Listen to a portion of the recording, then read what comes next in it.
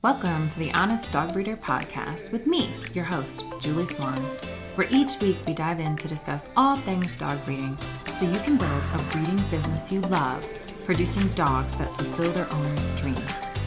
I believe you can have an honest dog breeding program that also pays the bills. So throw those pods in your ears while you're cleaning kennels. I'd love to join you. The other day I was driving and I saw a woman whose minivan license plate was shipwreck. Then I saw the sticker on her back window and it said, "I run a tight shipwreck." I had visuals of the Titanic and the crew saying the same, "We ran a tight shipwreck." It did crack me up a little bit. Yet what I found interesting was that this was such a point of identity for her that she actually went so far as to pay the extra money for the personalized plate and took the time to put the sticker on her back window. To be fair, it bothered me. I decided to take my own advice and dive a little deeper into that emotion. Why did this make me irritated? Chaos is a part of life. There is order and there is chaos, the yin and the yang. Yet I love how Jordan Peterson explains it. He says the yin-yang symbol reminds us that life is the balance of chaos and order. The little white dot inside the black reminds us that order can still emerge out of chaos. But the little black dot in the white reminds us that chaos can always rise when we thought we had order. He further explains that with too much order, life is boring. But with too much chaos, life feels aimless and overwhelming. It feels like chaos. The way to live life is to walk the line between the black and the white, using the order you've built to allow you to step into the chaos, or, in other words, the unknown. When I met Bill, my life was in a bit of chaos, as most of you know. The dogs, the divorce, the being super broke. Bill brought order to my life. He helped me see that I was living a little too much in the black. And to be fair, I think I felt my shoes were a little too dirty and I wasn't quite worthy to step on the white. Yet, as time went on and order gets more established, now you have the foundation to step into a little more chaos. Why would you want to step into chaos? Well, because chaos is the only place we grow. We have to step into the unknown for things to change, especially change for the better. Recently, I've been feeling like my life has been a bit of chaos. I went to 3 events in February.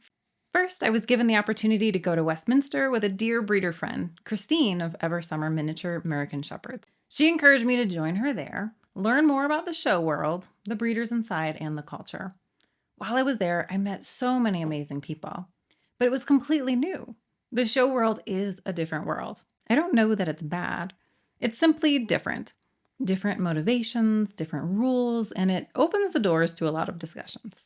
Secondly, there was a small pet food expo in Phoenix in the middle of the month, and I was able to drive up there for a day and meet a lot of fascinating people and their businesses.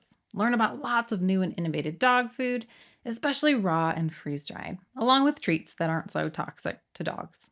Thirdly, I then had the honor of being the keynote speaker at the Golden Doodle Association of North America's Breeder Conference. It was a wonderful event, and I met so many incredible breeders at all stages of their breeding journey. I learned their hopes, their fears, their struggles, and I saw that all of them were trying to do the best that they could. This is a trend I see with nearly every breeder I work with. They're all trying to do the best they can with what they have. February was a month of stepping into the chaos, expanding, and learning. It also had some additional chaos as I had 4 litters on the ground. My daughter actually whelped a litter the night after I gave my talk. And my husband had to leave to another state to help his friend with a job. So I had to fly my dad down to drive my kids all around to do their activities. Chaos feels like the best way to describe my February. Life is always flowing between order and chaos. We step into the chaos, sometimes it ambushes us, then we work to bring it into order.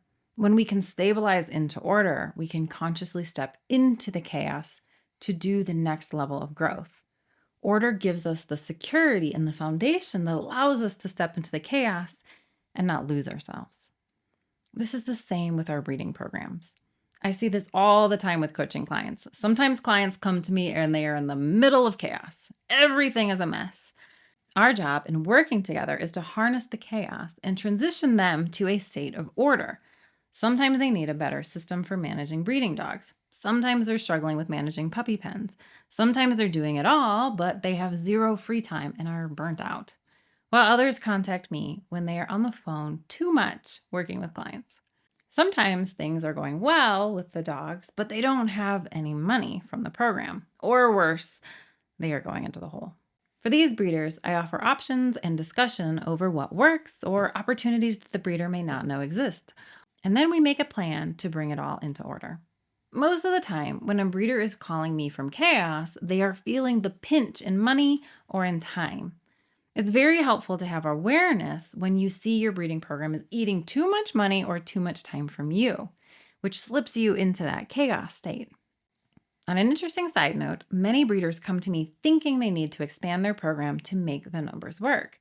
But I'd say 90% of the time, when they are coming to me in that frame of mind, the answer is actually to reduce their program and increase their margins. Just the same, sometimes when breeders come to me, they are in the middle of order. Things are smooth, easy, but it's time to grow. They now have the foundation that is needed to expand. Sometimes this looks like things being profitable, sales being fairly smooth, but they are considering adding a few dogs to the program, or they want to increase their price, or they want to streamline so that their systems are even more efficient. Sometimes they're looking to save money, increase margin, or simply get a better system before getting bigger. I do wish more breeders would think of this. It's also fair to note that I do many calls about Giardia management with my Moom, the magic oregano oil mix. That is a popular blog article on my website. It's a simple method for managing Giardia that so many breeders struggle with. So when you have chaos that emerges out of the order, or worse, that continues to emerge from the chaos, like an unexpected parasite, a pregnancy loss, or a puppy who doesn't make it, you have to bring that chaos back to order. It's the only way to grow and be better. I remember being so overwhelmed when I was in a giant dog breeding Facebook group when I first got started breeding. People would bring up their problem, and there were so many breeders who would chime in with this very specific medical knowledge on these bizarre things. I was so intimidated, but then later it occurred to me that these people didn't randomly learn about these problems. They learned about them because they had been through them, and they came out the other side, creating order out of the chaos. And now they were willing to share that solution.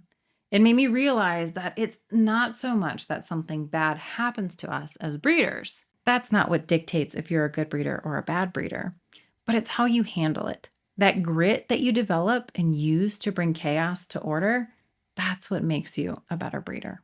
This is why that woman's license plate and window sticker got under my skin. It wasn't so much that she was acknowledging being in chaos. We all go through moments of chaos, but rather that she had decided that instead of working to grow and evolve with the chaos, she was accepting the chaos as a state of being, an identity. She has embraced the identity so much, she has the license plate. Remember, chaos is our opportunity to grow and evolve. It's the very thing that challenges us to be better. But we don't get better simply by being in chaos. We get better through the process of moving that chaos into order, stabilizing the system, then being ready to either step into new chaos to grow more, or being able to steady ourselves through the unknown that can pop up out of nowhere. When you are choosing to maneuver between order and chaos, then order, in a sense, is our emergency fund, and chaos represents opportunity, which we rarely understand fully until we step into it. We step into the unknown, knowing that if it fails, we have an emergency fund to carry us. One thing I find with many breeders is that they often step into new chaos from chaos, instead of moving things to order first. For example, if you are at max capacity with dog management and you're producing 8 litters a year, it's going well, the pups are finding good homes, then don't think that doubling your program will be easier. You have to first bring more order in, get better systems for management, for marketing, for customer management before you expand larger. Chaos has to have purpose. There has to be a payoff.